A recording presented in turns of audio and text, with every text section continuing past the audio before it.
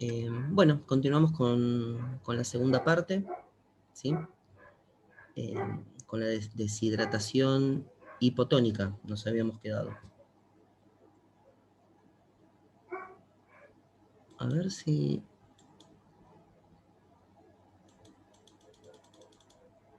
Isotónica, hipertónica, hipotónica. Ah, no, no, esta ya la habíamos dicho. Ya habíamos pasado.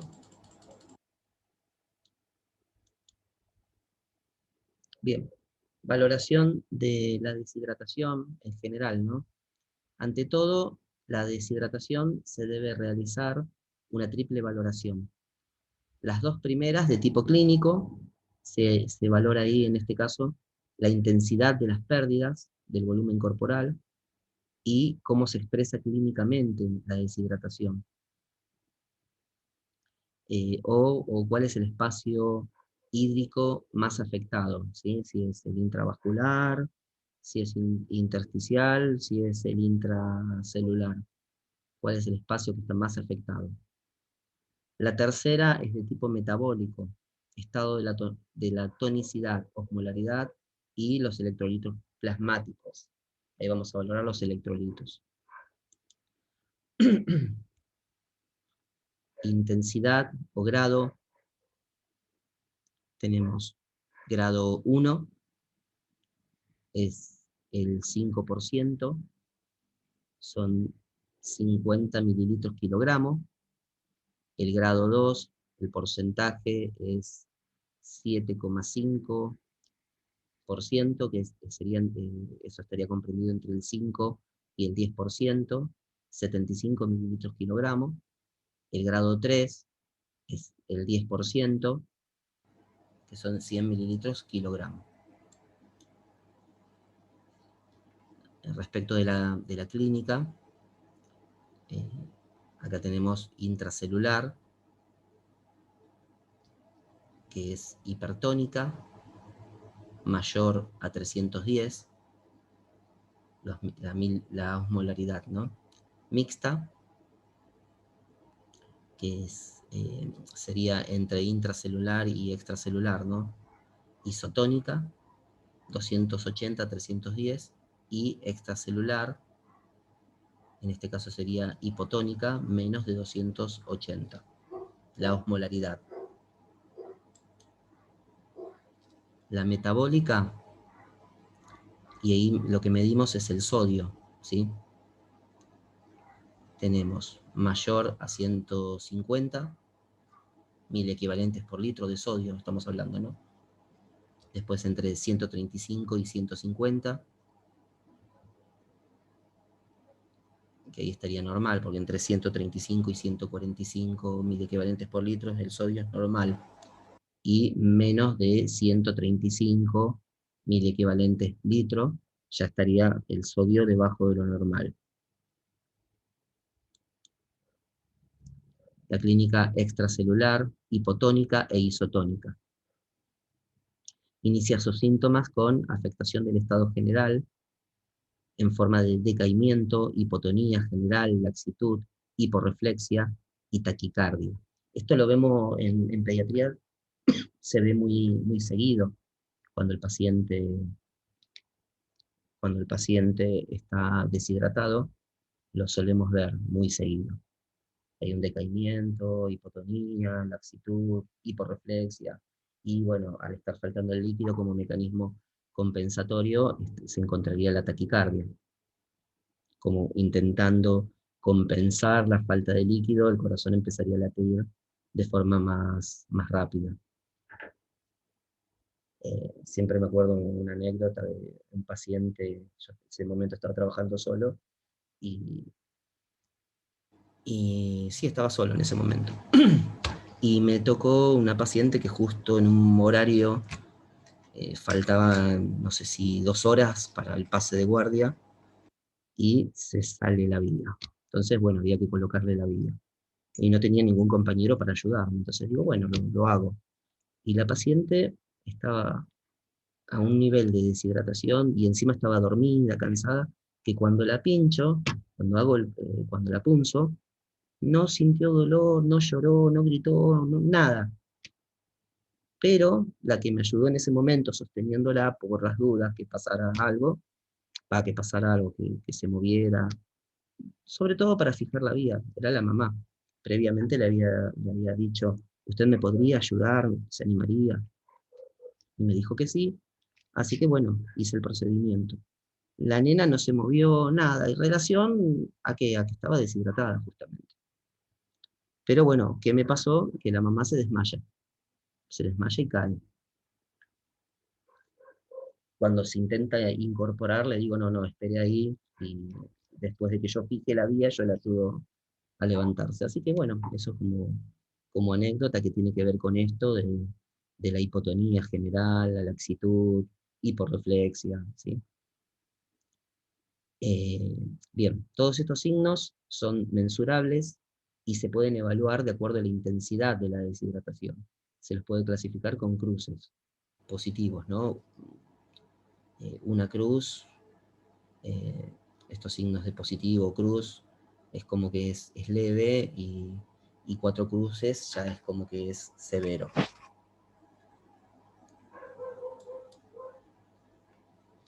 La clínica extracelular, hipotónica e isotónica, continuamos. Continuamos con el PowerPoint anterior, ¿no? Al progresar la deshidratación, la frecuencia cardíaca se incrementa, hay mayor taquicardia y el pulso se vuelve débil y rápido. Disminuye la diuresis. ¿Por qué disminuye la diuresis? Porque es justamente un mecanismo compensatorio. Junto con la frecuencia cardíaca aumentada, el riñón siente esa necesidad de líquido, entonces retiene.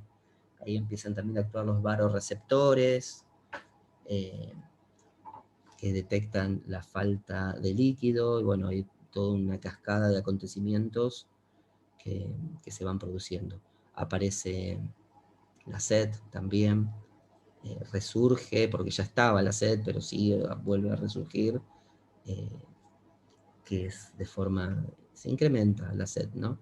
Cuando la deshidratación es muy intensa, hay hipovolemia. Y bueno, esta hipovolemia puede producir lo que no queremos que ocurra, que es el shock hipovolémico. Todo esto va de forma escalonada. Primero ocurre uno, ¿no? Es la deshidratación leve, a moderada, por eso hay taquicardia. Ya la persona no responde a algunas cuestiones como el dolor que les comentaba de la punción. La diuresis está disminuida, se incrementa la sed, y bueno, puede llegar, si esta deshidratación es tan marcada que llega al espacio intravascular, se puede producir un shock hipovolémico.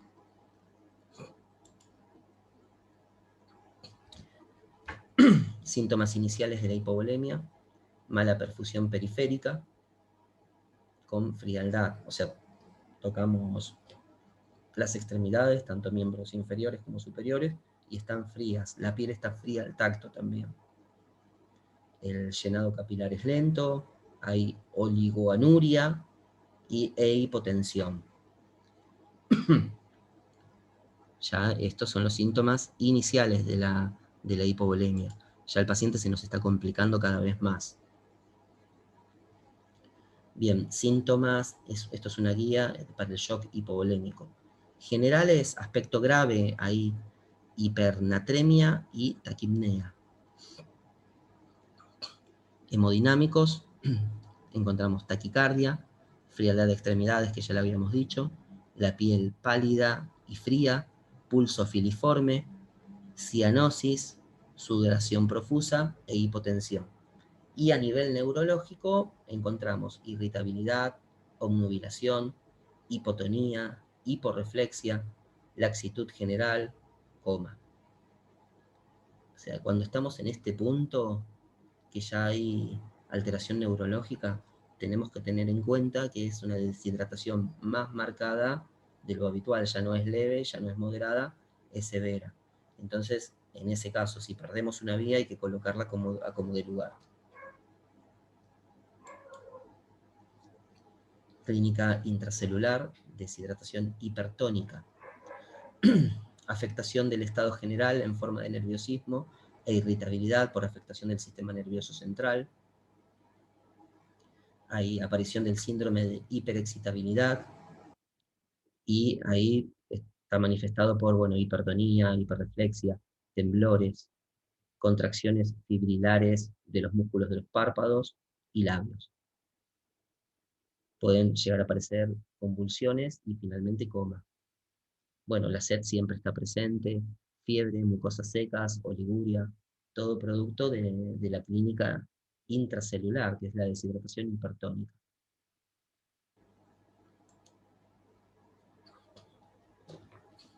Signos y síntomas en este tipo de deshidratación, ¿no? Generales, pérdida de peso. En la deshidratación isohipotónica hay decaimiento, escasa vitalidad, ojos hundidos, pliegue cutáneo, oliguria, signos de hipovolemia, shock hipovolémico. En la deshidratación intracelular, que es la hipertónica, irritabilidad, nerviosismo, hiperexcitabilidad, convulsiones, coma, mucosas secas, oliguria intensa, fiebre, sed intensa. ¿Han visto alguno de estos cuadros? Seguramente sí. La mayoría que están acá es en pediatría, así que alguno de estos cuadros deben haber visto.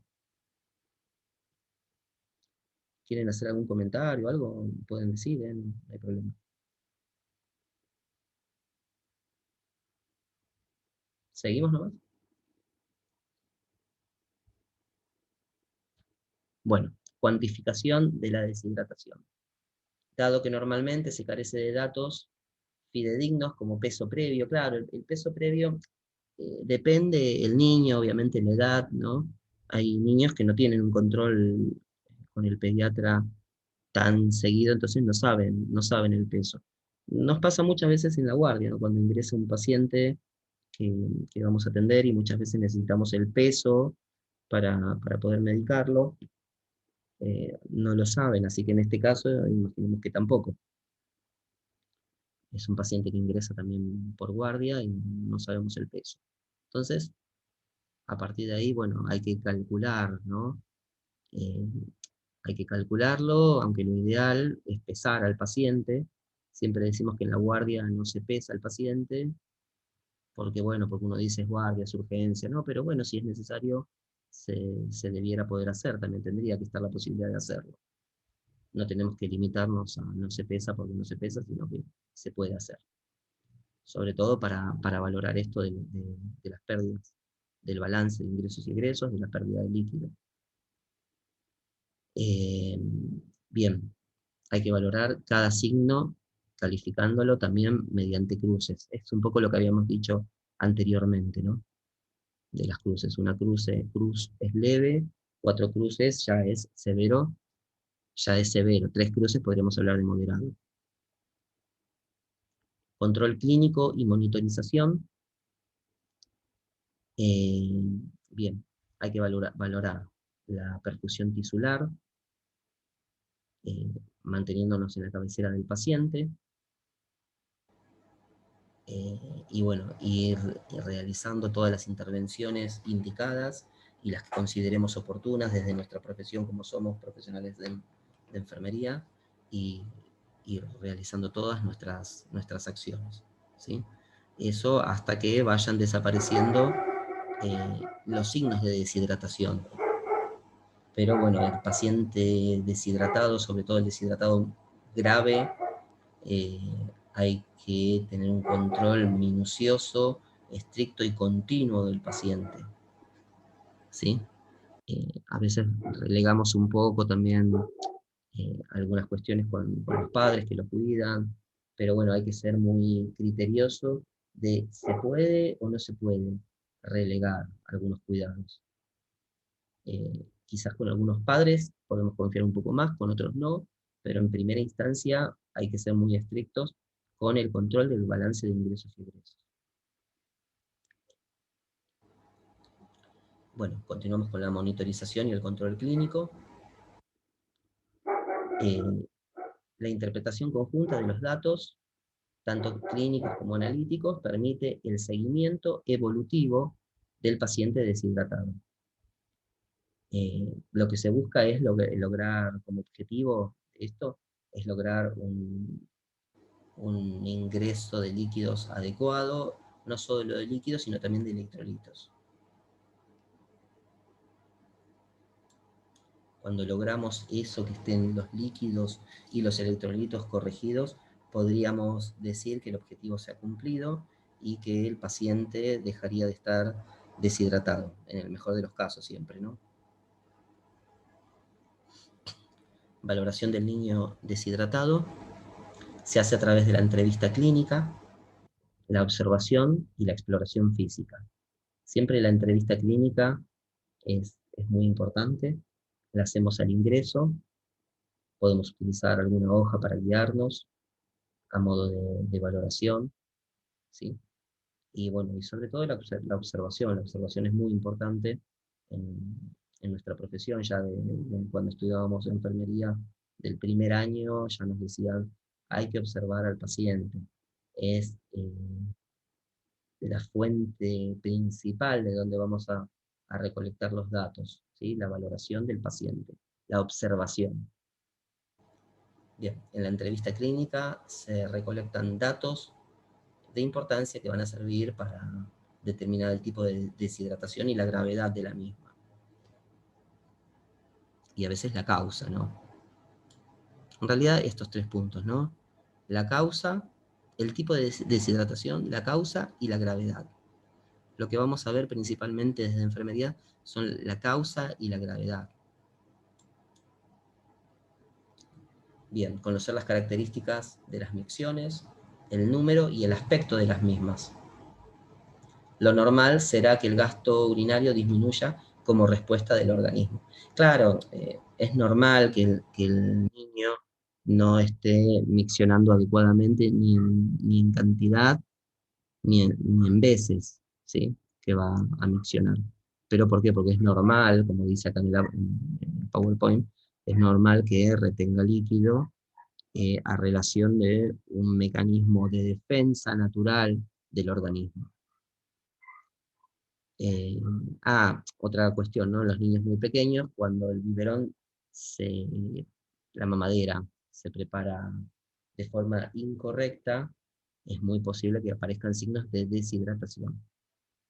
Cuando hablamos de que están excesivamente concentrados, eh, como poca agua en relación con la fórmula láctea, ¿sí? Por eso es importantísimo eso de que la mamadera esté bien preparada, y si no lo saben hacer adecuadamente los padres, hay que educarlos para que lo hagan bien. A veces no están en cuidado de los padres, están en cuidado de un abuelo, y bueno, o una abuela, o otro familiar, algún cuidador, y bueno, a veces no lo hacen bien. Siempre me acuerdo una anécdota, esto es mi hermana es enfermera también, y, y en un momento a su hijo mayor lo cuidaba algunos días la abuela. Y la abuela, no recuerdo por qué, pero bueno, por alguna causa había decidido eh, ponerle poco líquido a relación de la fórmula láctea. Entonces, cuestión que detectaron que se había deshidratado. Así que, como quien dice, siempre al mejor cazador se le escapan también las liebres. O sea que eso le pasaba a un familiar mío, siendo enfermero y todo, le puede pasar tranquilamente a los padres, a un cuidador, ¿sí? A una persona responsable de un niño. Bien, evaluación diagnóstica, hay que evaluar los iones en sangre, es decir, sodio, potasio, ¿no? Eh, que bueno, a veces en la deshidratación puede verse disminuida, o no, como la deshidratación hipertónica, que el sodio en sangre está elevado, no así en el resto del organismo. El déficit de potasio siempre suele estar presente cuando hay diarrea y en los vómitos. Vieron que en la diarrea, tanto en diarrea como en vómitos, se elimina este ion, el potasio. El pH y los gases también hay que valorar, junto con las cifras de bicarbonato. Esto para determinar la gasometría arterial, el estado ácido-base, precisamente. El estado ácido-base justamente tiene que ver con el pH, el dióxido de carbono, el bicarbonato.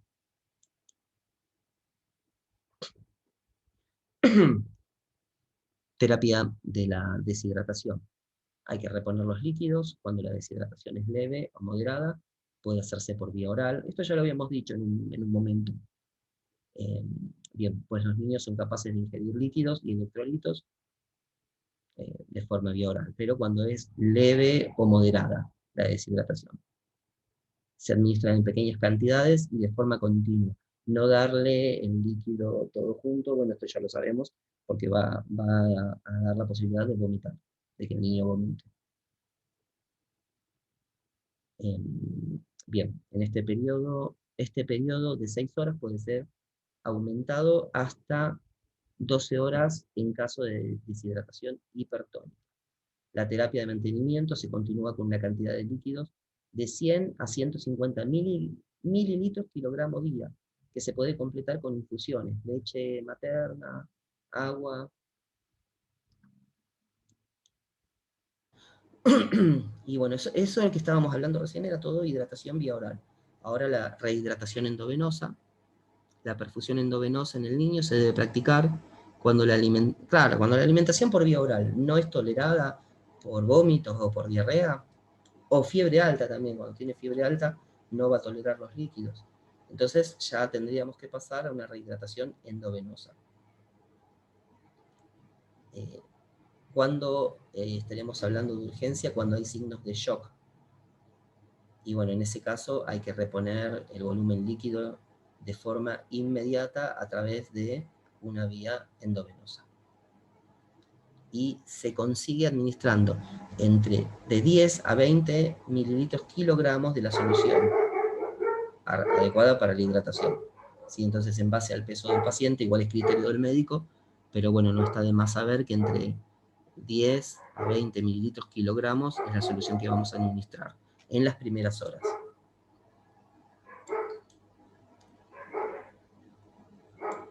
Cuidados de enfermería, valorar el estado del niño, siempre valoramos el estado del niño, educación, orientación y apoyo psicológico, educación y orientación para con los padres.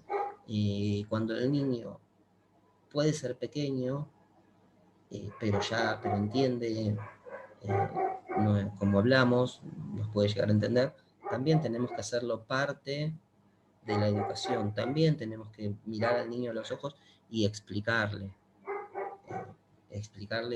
la importancia de la ingesta de líquido, que no tiene que tomar líquido muy rápido, ¿sí? Que tiene que ser pequeños sorbos, hay que explicarle al niño también. Bueno, tener en cuenta el peso y la talla, mantener la higiene personal y ambiental, canalizar una vena con la técnica correcta, estricto cumplimiento con el cálculo de goteo y el rótulo, ofrecer la rehidratación oral si el niño no tiene vómitos y anotar las observaciones en la historia clínica. Importante la evolución de enfermería también. Eso no tiene nada de esto, todo esto que hemos hablado acá tiene que figurar adecuadamente, o sea, como corresponde en la evolución de enfermería. No hay que obviar nada. Continuamos con los cuidados de enfermería.